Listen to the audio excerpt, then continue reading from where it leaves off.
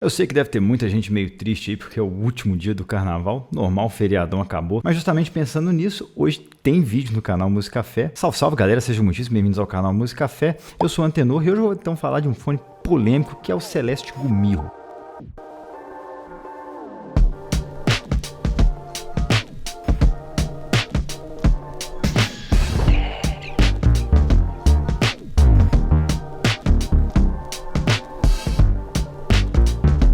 E já vai ajudando o canal aí, deixa aquele like, se inscreve aqui embaixo se estiver curtindo o conteúdo e considera também conhecer minha campanha lá no Apoia-se, que eu vou deixar linkado aqui embaixo, que está ajudando demais a continuidade desse trabalho no canal. E a Celeste não é bem uma marca de fones de ouvido, ela é meio que um segmento dentro da Kinera, que sim, é a fabricante de fones ali, e é uma tradicional fabricante de fones chineses, aí já está no mercado há, sei lá, 10, 15 anos, e eles têm boa qualidade de construção e também a sonoridade muito elogiada. E é legal que a Kinera sempre traz ali uma historinha, alguma coisa envolvendo a mitologia nórdica, e os fones da Celeste, me parece que eles começaram a trazer algo ali que faz parte da mitologia, do folclore daquela região do leste asiático. Então, Gumirro mesmo é a raposa de 9 rabos, e se não me engano essa palavra é em coreano, tá? A raiz dela, pelo que eu pesquisei na internet, mas me corrijam aí, por favor, se eu estiver errado. E pode ser que esse subsegmento aí dentro da Kinera traga aí essas histórias dos folclores do leste asiático, que eu acho até interessante para a gente ter mais contato com isso. E esse fone gerou muita polêmica quando ele foi lançado, porque meio que nessa guerra dos planares, aí, né, todas as empresas usando drivers planares para lançar fones, um atrás do outro e tal,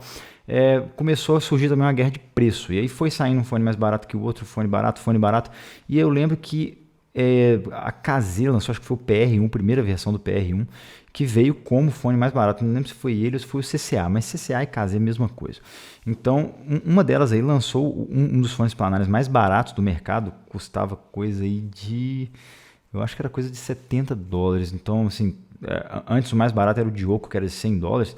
Então, eles realmente conseguiram um preço muito legal. E aí veio a Kinera com esse Celeste Gumirro e, pô, agora eu tenho o planar mais barato do mercado, que chegou aí na casa de $40, $50. E a treta toda está em torno ali dos fundamentos de o que é, de fato, um falante planar magnético. E o falante que esse fone traz é uma tecnologia proprietária da Kinera, que eles batizaram de SPD, também uma marca registrada deles, que significa Square Planar Driver, que é falante planar quadrado. E o problema não está no fone ter esse falante quadrado, porque já existem outros fones no mercado que já trouxeram drivers quadrados, isso não é o menor problema, desde que eles sejam planar ali no fundamento. E o lance aqui, o driver dinâmico, acho que a maior parte das pessoas conhece, né? É um cone que tem uma bobina metálica acoplada nele, dentro de um campo magnético ali, um ímã permanente normalmente, e aí a variação de tensão nessa bobina faz com que ela vibre esse cone, e o cone projeta a onda. O planar, a projeção de onda é bem diferente, porque o driver dele é como se fosse uma película muito fina, normalmente feita de algum poliuretano ali, algum tipo de plástico,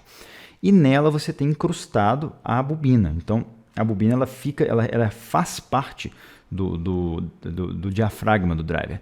E aí essa bobina ela fica entre um campo magnético ali, pode ser de um lado ou dos dois lados, depende muito da engenharia do driver, de como é que vai ser a projeção acústica dele. E esse driver, quando ele é excitado por essa corrente elétrica que passa ali naquela bobina, ele faz com que o driver se mova de forma mais homogênea, ele não tem essa projeção cônica de frentes de onda que um driver dinâmico traz. Então, na prática, ela vai ter um pouco menos de distorções harmônicas ali. Ela vai projetar ondas com frente de ondas um pouco mais planas. Então, assim, existe um fundamento em torno do driver planar. E esse driver que a Kinera trouxe, ele é meio que um híbrido, é uma coisa assim, um pouco diferente. O que eles fizeram? Eu vou colocar umas fotinhas aí na tela enquanto eu falo. Como eu falei, o driver planar é essa lâminazinha, essa película com a bobina incrustada nela. E esse driver da Kinera é a mesma película, né, em formato quadrado, só que em vez da bobina estar incrustada nela, eles pegaram uma bobina parecida com o de falante dinâmico, enrolaram ela, né, fizeram um enrolamento dela por fora e meio que colaram ali nessa membraninha e colocaram o campo magnético ali de forma semelhante a um driver planar, mas não é exatamente um planar, porque a bobina não está incrustada, ela não faz parte ali daquela membrana. Então, ele meio que fez uma coisa híbrida. Então ele tem uma bobina que é bastante semelhante ao de um driver dinâmico, porém ela está posicionada de um jeito ali, ali na lâmina, na película do driver, que se assemelha também a um fone planar. Então ele não é na prática nenhum nem outro se você levar ali o fundamento ao pé da letra. E aí pensando na defesa da Celeste, ele não deixa de ter a membrana plana, né? Só que se você for pensar no momento que ele for projetar a vibração ali, ele vai gerar uma certa deformação maior ali naquela membrana, né? Que ela vai tender a gerar uma vibração maior ali bem no ponto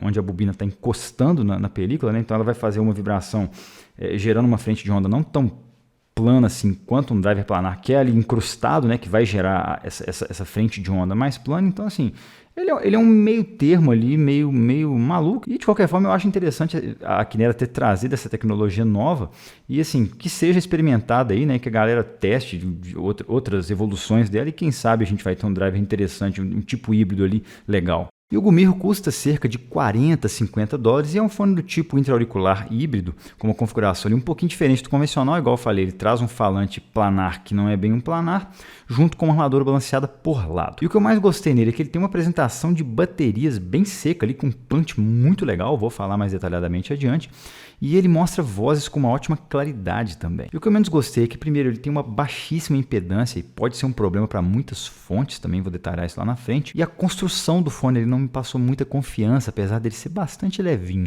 Quem viu meu unboxing viu que o Celeste comigo vem nessa caixinha super simplinha aqui, tá? Aqui tinha um negocinho que é um marcador de livros, eu não sabia, eu tinha achado que era um chaveiro inicialmente, mas um amigo aí, o Matheus, que tem até um Instagram que faz alguns reviews de áudio legais lá, vou deixar linkado aqui para quem não conhece, me falou que isso aqui na verdade é um marcador de livro. Eu achei legal, como marcador de livro, bacaninha, bonitinha, a tal da raposa de 9 rabos, da mitologiazinha que tem aqui dentro desse livrinho. É interessante, bem feitinha, assim, desnecessário, mas é interessante.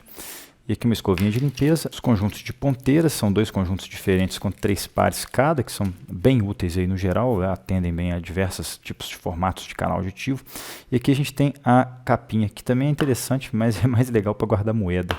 Olha que massa, tem essa paradinha aqui que abre. Não protege muito bem o fone não, mas é bonitinha, é de bom gosto também, tá condizente com o valor do fone. E aqui a gente tem o cabo, que é muito bom, é um cabo que lembra demais aqueles da Koa, sabe? Que tem um trançado legal, bem solto assim, robusto, conectores inclusive também, muito robusto. E o fone, cara, é até estranho, porque ele é muito leve, ele parece que não tem nada dentro. Ele tipo pesa menos de 4 gramas cada fone, se liga. 3,8 gramas, é muito pouco, e assim, você pega, sabe, parece que não tem nada aqui dentro, de tão leve que é, e assim, ele não me passou tanta confiança na construção, ele é tipo de plástico com essa faceplate aqui também, eu acho que tem faceplate com outros tipos, mas essa aqui é bem tosquinha mesmo, é tipo aqueles materiais de pasta Brasil, o cara pegou e colou aqui. Assim, não é nada demais, um acabamento bem simples, tá até abaixo do nível de preço dele, mas é um fone assim, que tem um formato meio ergonômico, serve muito bem. E especificações técnicas, eu vou deixar o quadrinho aqui, quem quiser pausa o vídeo e confere. E o que eu posso destacar aqui é que, apesar de parecer um fone super fácil de tocar, né, você olha aí no papel, ele tem 9 ohms de impedância, o que é bem baixo, e ele tem 106 dB por miliwatt, ou seja, toca até numa batata, né, se você encostar o dedo assim nos terminais dele, você já escuta um barulhinho. Só que o lance aqui é que a impedância dele é tão baixa que isso pode gerar alguns problemas. Porque o que rola é que às vezes você precisa de um casamento de impedância entre a sua fonte que está tocando aquele fone e o fone, porque pode rolar algumas interações ali entre a curva, porque a impedância do fone não é linear, né? Ela depende da frequência, ele tem um nível de impedância a cada frequência. Essa impedância nominal que a gente vê aí, ela é medida a 1 kHz, então você joga um sinal de 1 kHz lá e vê quanto que ele tem de impedância nesse sinal de 1 kHz, mas ela varia ao longo de todo o espectro, e dependendo muito dessa curva de impedância, da interação que ela tem com a impedância de saída da fonte, isso pode gerar algumas alterações, algumas anomalias na curva do fone, que acaba deixando uma sonoridade bem esquisita no final, dependendo de onde você pluga ele. Então fica essa ressalva, alguns celulares mais simples, alguns pinguelinhos ali também mais simples, mais baratinhos, placa de som de computador, saída de áudio de notebook, por exemplo, podem ser um problema muito sério aqui, ele pode dar ali uma alteração na curva que você não vai escutar de fato o que o fone toca. Então ele é um fone realmente seletivo com relação à fonte. Em termos ergonômicos, ele é até ok, não é um fone excelente, mas também não é ruim, ele é bem levinho, então você dá para colocar e esquecer que ele está no ouvido. O cabo também é bem ok, eu achei confortável de usar, é robusto, bonito e tal, pela faixa de preço está ótimo. Só o isolamento dele que não é grandes coisas para mim, numa escala ali de 1 a 5 eu daria uma nota 2, 2,5, que é bonzinho, mas não é excepcional. E bora então falar sobre o som dele, que é o mais importante. E o Gumiro é um fone que gerou algumas controvérsias ali. Primeiro por causa desse driver, né? Igual eu falei lá atrás. E rolou também um hype e depois um contra-hype dele, se é que podemos chamar assim. Porque teve gente inicialmente falando de um fone revolucionário pelo preço, né? Aquele negócio, aquele burburinho de lançamento. Além de ter ficado por um tempo com aquele título de planar mais barato do mercado, até alguém abrir e ver que ele não é exatamente um planar tradicional. E nesse meio tempo também apareceram outros reviewers falando não tão bem dele. E a real é que, na minha opinião, ele é um fone decente sim, com as suas particularidades, só que nada exagerado para nenhum lado, mas que tem algumas qualidades que eu achei bem interessantes. E vamos começar então pelo que eu achei mais interessante nele, que é a definição e o recorte dos médios, que é um negócio realmente notável em um fone dessa faixa de preço. E eu achei a definição dele particularmente interessante na apresentação de instrumentos de cordas e vozes. E para traduzir isso, é como se cada nota fosse ali muito bem contornada, muito demarcada nos instrumentos.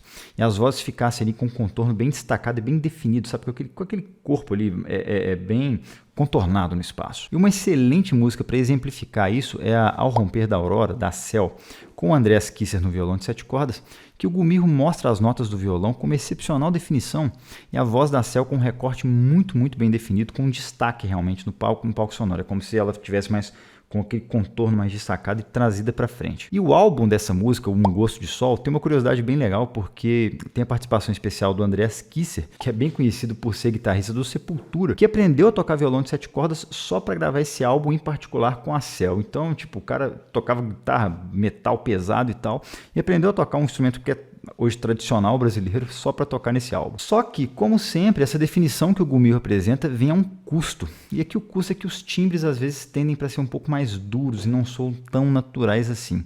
É aquele velho caso ali que eu sempre falo do cobertor curto, que ali você melhora uma coisinha, acaba piorando outra. Só que isso não me incomodou no geral, só que eu tenho que destacar isso aqui para vocês porque de certa forma é uma anomaliazinha. E daí a gente pula então para a região grave dele, que eu achei muito bem colocada, muito bem apresentada, com destaque aqui para velocidade, que é muito boa, mostrando graves ali bem secos, com excelente textura. Eu achei que particularmente as baterias aqui soaram com uma porrada ali muito contundente, sabe? E tem gravações que essa apresentação fica muito boa, tipo a SMF do Joe Satriani, que tem uma bateria ali muito bem gravada, muito bem masterizada. E o Gumiro mostra as pancadas muito secas de caixa, tom, bumbo, e tudo eu achei muito bem enérgico, muito bem reproduzido com o devido punch ali, com aquela pegada secona mesmo, mas contundente, sabe? E de uma maneira geral, os graves deles são mais pra frente, mas eles se separam muito bem dos médios ali, mostram boa extensão, sem um boost exagerado nos subgraves. Ele tem aquela porrada ali, aquele chão, mas não é nada exagerado, igual a gente tem visto em muitos fones que tem saído recentemente. E por fim, a região aguda do Gumiro, como um todo, é mais pra frente, com uma atividade ali que ao mesmo tempo gera essa sensação de definição dos médios, só que acaba gerando esses timbres mais duros e tal, que eventualmente soam metálicos, e acabam se mostrando ali, por exemplo, em pratos de baterias, né, que soam mais metálicos, com aquele brilho mais abertão mesmo.